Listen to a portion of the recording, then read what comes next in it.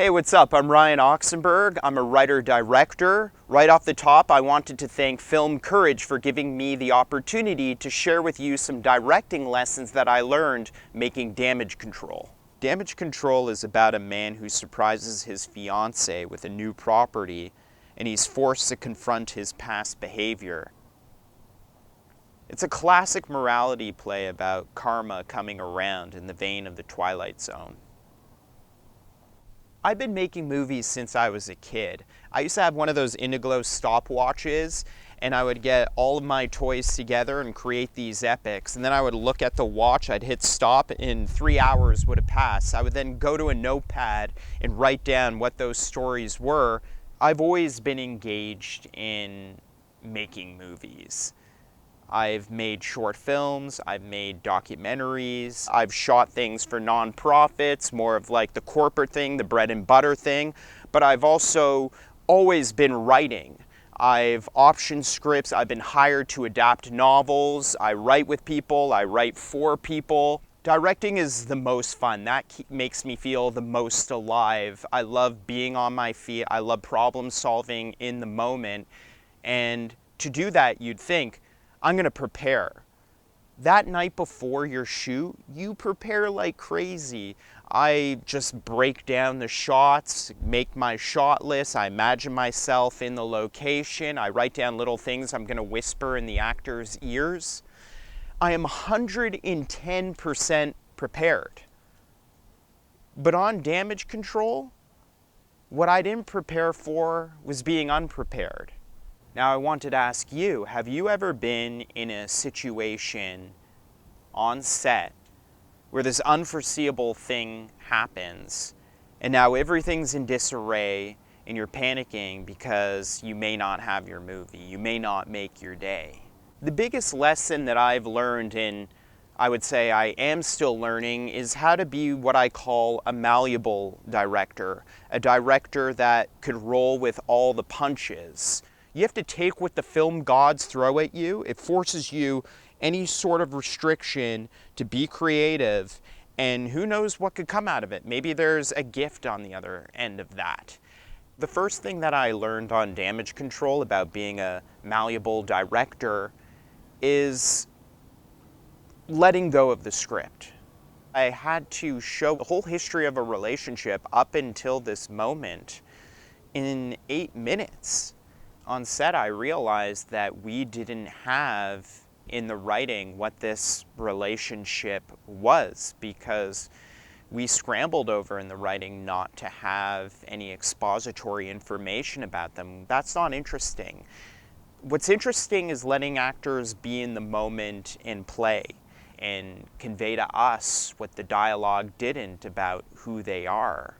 Elia Kazan said that the directing is in the casting, and if you cast great people, that's who your character is. The next lesson on being a malleable director is sail with the wind, not against it. We had 10 hours to shoot 10 pages over 2 days, and it was all in available light. So myself, the cinematographer Andy Chin, the grip and electric Joseph Tan, we strategically plan the order that we're going to shoot things. Because Damage Control takes place in a single moment. It's Allison's lunch break when Drew surprises her with this new property. The second day we shot out all the shack stuff. We reserved the entire morning for it. And we were early. It went over brilliantly, but now we had an hour and a half until lunch. So I was like to Andy, let's shoot this now. Oh no, it doesn't match before. Let's shoot this. The light's not right, we gotta shoot it later. And we were wasting time looking at the monitor and seeing the shots that we shot yesterday, if they matched how the light looked now, and that would determine which shot we would set up next. And then I started worrying like, oh, we have to move all of our gear this way and then that way. I didn't know what to shoot. We spent a half hour talking about what we could have done. And what I neglected to do was like, okay, let's shoot the inserts. So you have to learn how to just throw away your schedule and be a good editor. In your head, you need to take tally of all the things that you had shot up until then and be able to piece it all together in your head, because now you're shooting it piecemeal. It's just important as a director is now if you're shooting things out of the order the actors anticipated, perhaps they didn't do the preparation for that scene or they didn't lead themselves up emotionally to it, it's up to you to be the compass and guide them back to where they need to be. Another phase in production where I learned to be a more malleable director is in editing. In my rough cut, I was just using medium closes of Anna in the shack. I didn't use any of the wides. And I was pretty committed to it. I love the vulnerability that she could express on her face without saying anything. I just had an idea of what she had been through and what she is trying to communicate to Drew in the shack. And what I did was I was cutting just to close-ups of her. And then what I was getting was a lack of mystery. And this came from the writer's note. He's like, keep Anna back. And I did. And then it was like, I'm going to build up to that close-up shot. I'm going to find the best moment to do it. And I didn't. It worked way better.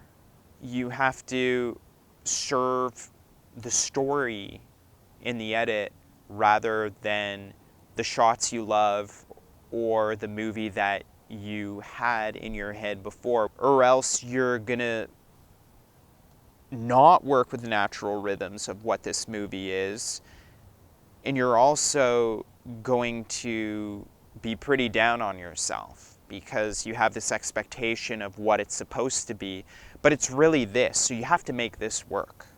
I used to be pretty rigid making my movies. I used to be pretty insular. I used to not share my rough cuts with friends.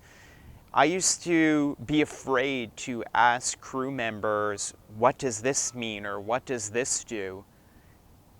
And on Damage Control was the time where I just completely let go.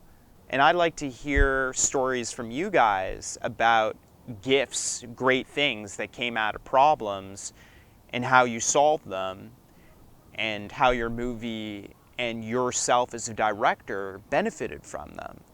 I hope you guys found this video helpful. Talking about it is even helpful to me in working out just how I approach directing and manage my expectations.